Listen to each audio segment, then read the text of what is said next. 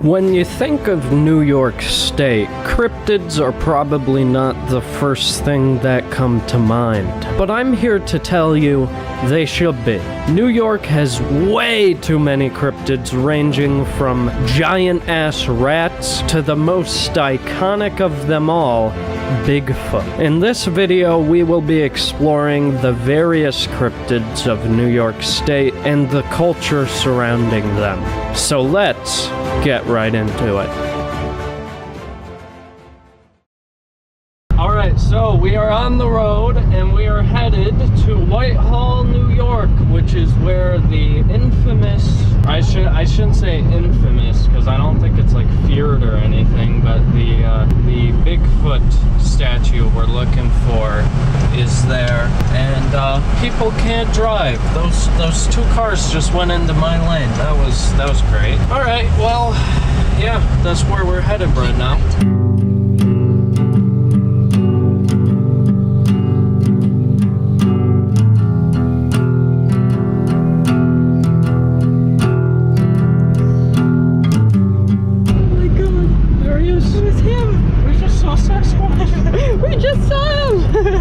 This is a sketchy-ass part of Whitehall. I mean, I think Whitehall is really big in crack and meth and shit like that, so maybe that's why they saw Bigfoot. Oh, why is there a fucking castle? That's what I'm saying. Look at it. Is that where Bigfoot lives? Bigfoot! Surrounding the castle, there's all these, like, suburban houses.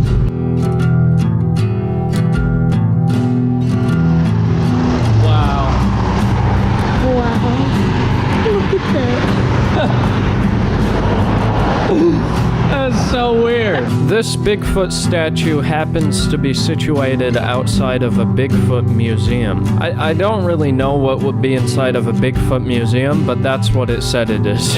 Unfortunately, when we got there, the museum was closed. When it comes to cryptids, there's probably nothing more iconic than Bigfoot. People in the cryptozoological community believe that Bigfoot live all throughout the United States. And for some odd reason, New York's Adirondack Mountains are thought to be a hotspot for Bigfoot sightings, specifically in the town of Whitehall. One of the most significant Bigfoot sightings to cryptozoology took place in Whitehall, and is also the reason why there is so much culture surrounding Bigfoot in the area. In late August 1976, a group of local teenagers was driving along a rural road just outside of Whitehall. It was dark, late at night, when they suddenly spotted a large, strange figure standing on the side of the road. And wouldn't you know, the creature was described as a Bigfoot, or Sasquatch, you know. What makes the Whitehall sighting particularly notable is the involvement of police officers. On the night of the sighting, a local police officer who was patrolling the area also reported seeing the creature. The officer described the same characteristics. He was so struck by the sight that he even drew his firearm, but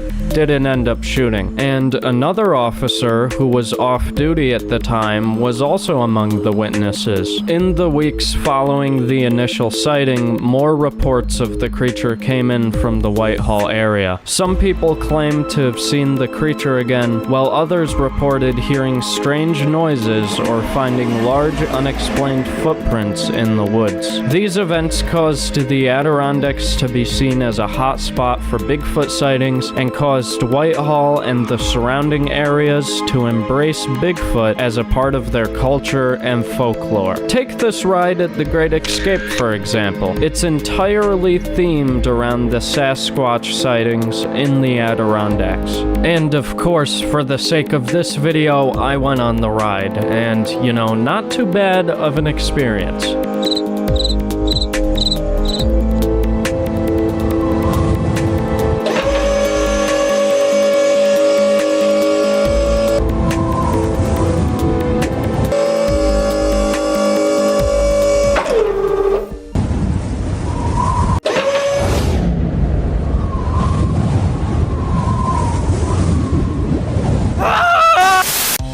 Wow, thank you.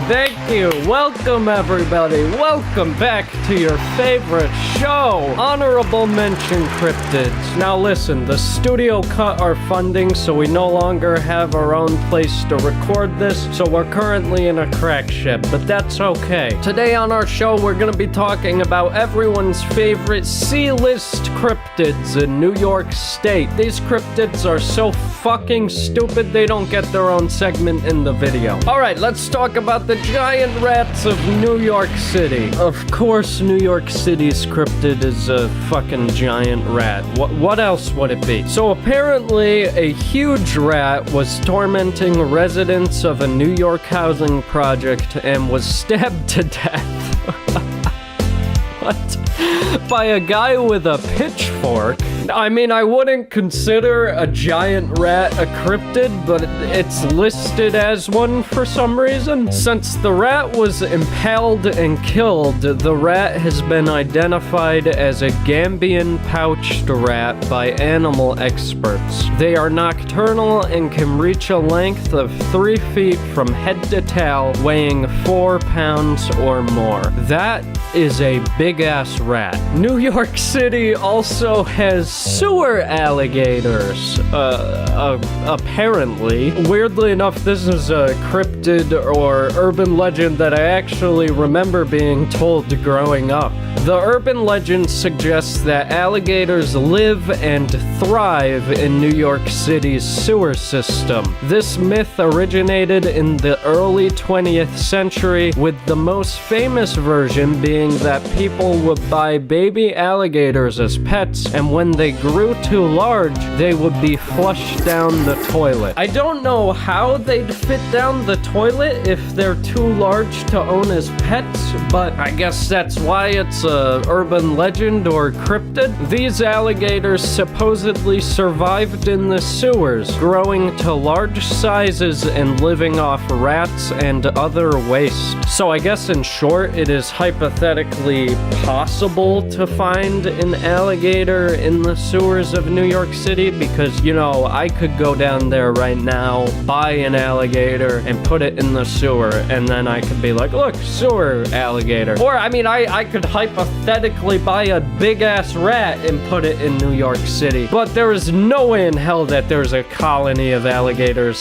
that are thriving in the sewers of New York City. Alright, let's get back to the normal video. Alright, Bigfoot, we have conquered your bunda. Next stop, Lake Champlain.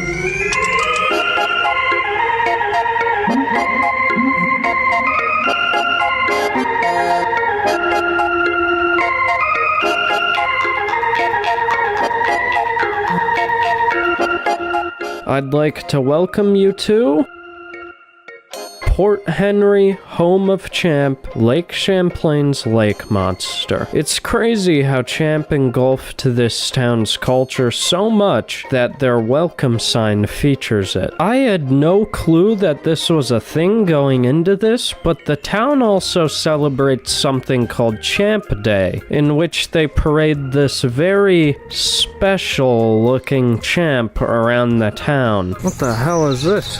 Duchess's Cove. 2024 RIP. This is so weird. Huh. I wonder if Champ killed them. The Lake Champlain monster, otherwise known as Champ, is a cryptid almost as iconic as Bigfoot. Like Bigfoot, Champ is one of the few cryptids with an actual photograph. Champ is oftentimes called the Loch Ness Monster of North America due to its similarities with the Loch Ness Monster. Both Champ and the Loch Ness Monster are thought to be plesiosaurs, marine reptiles that lived alongside the dinosaurs. As to why plesiosaurs would still be alive today, I'm not sure. Despite commonly being referred to as the American Loch Ness Monster, the first sighting of Champ was reported before the Loch Ness Monster. The first Champ sighting was said to be in 1609. It was by Samuel de Champlain, a French cartographer whom Lake Champlain Champlain is named after. Apparently, he saw a 20-foot serpent thick as a barrel with a head like a horse in the lake. However, there is no evidence that Samuel de Champlain ever said that, so I don't know where it came from, honestly. But a lot of places say that it was the first sighting. Not that you should believe everything on the internet. As a wise man once said, never believe everything on the internet. Since then, there have been countless sightings, dating all the way back from 1609 to the present, including the iconic photo. But a very weird piece of evidence pointing to Champ's existence is the fact that echolocation has been recorded in the lake. The sounds that were captured are thought to be similar to that of a beluga whale or orca, but not of a known animal. So this begs the question, could Champ be some sort of evolved whale, or a totally new animal altogether? I mean, it's super foggy out there too, like you can't see shit. So like, if you saw like a really big fish, like a lake sturgeon, and it was like this, I could totally see why you could maybe mistake it for a lake monster or, you know, a log or something moving around, but... Champ! I'm killing myself. As much as I'd like Champ to be real, the reality is that the iconic photo that was taken might have just been a log, and chances are all the other sightings were just people misidentifying Lake Champlain's wildlife, since Lake Champlain is home to some monster fish such as the lake sturgeon and long-nosed gar. Both are prehistoric, and I could see how they could maybe be mistaken for the head and neck of a sea monster. Woo! Yeah, I'm back! Yes, everyone's favorite part of the video. Wow, we still don't have enough money for a good place to record. I'm still in this crack house. Our next honorable mention cryptid is the Beast of Sherman, a cryptid with barely any evidence regarding if it's real or not. The Beast of Sherman is from Sherman, New York. The creature is described to be an albino megatherium, which is an extinct genus of giant ground sloth endemic to Central and South America. Giant ground sloths lived during the Ice Age. They went extinct approximately 10,000 to 11,000 years ago due to climate change and human activities. Giant ground sloths in general were found throughout North and South America. However, the genus Megatherium was only found in Central and South America, not in North America. So this begs the question, right? Could the Beast of Sherman possibly be another type of ground sloth rather than Megatherium, or another animal altogether? More importantly, if it is a type of ground sloth, how the fuck did it survive extinction, and why the fuck is it living in New York State? This cryptid is highly unlikely. So since we're on the topic of Champ, you know, probably one of the most iconic water cryptids out there, New York has a million other cryptids that supposedly survive in our freshwater ecosystems, habitats, stuff like that. I mean, there's Kingsty in Lake Ontario, and I don't know, I can't think of any other ones, but there's so many goddamn lake monsters in New York State. You know, they all just feel like knockoffs of Champ. But this next honorable mention cryptid is so fucking weird that I had to include it. Oggie,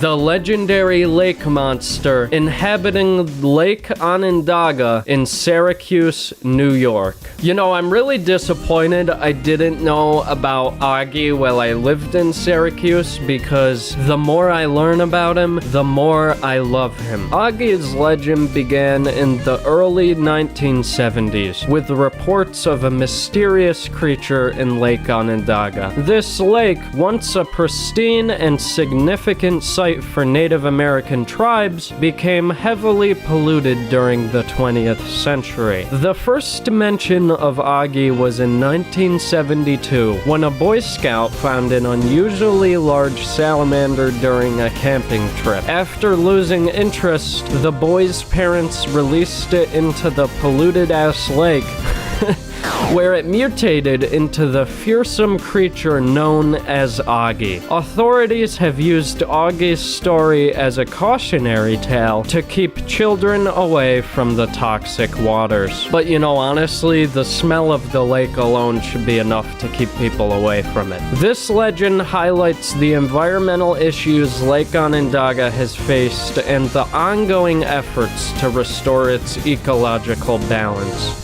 Alright. Now, if you want my honest take on this cryptid, well, I love the idea of Oggie being used as a symbol of environmental resilience. And, you know, to take a more grounded approach at Oggie, Eastern Hellbenders range as far north as central New York. In fact, I think that's the only part of New York that Eastern Hellbenders can be found. So I can completely understand if someone came across a giant ass salamander and was like, holy shit, that must be Oggie, you know? Because like a lot of people don't know that hellbenders exist. And if you didn't know that hellbenders exist and are technically in New York State, then at least you learned something new, right? However, there is no way in hell that a hellbender, an amphibian, could survive in that polluted ass lake. But I must say, I do really like the idea of Oggie. Alright, well, that concludes our honorable mention cryptids. So those are all the really weird cryptids that I found that exist in New York State. So, you know, let's see what I'm up to right now.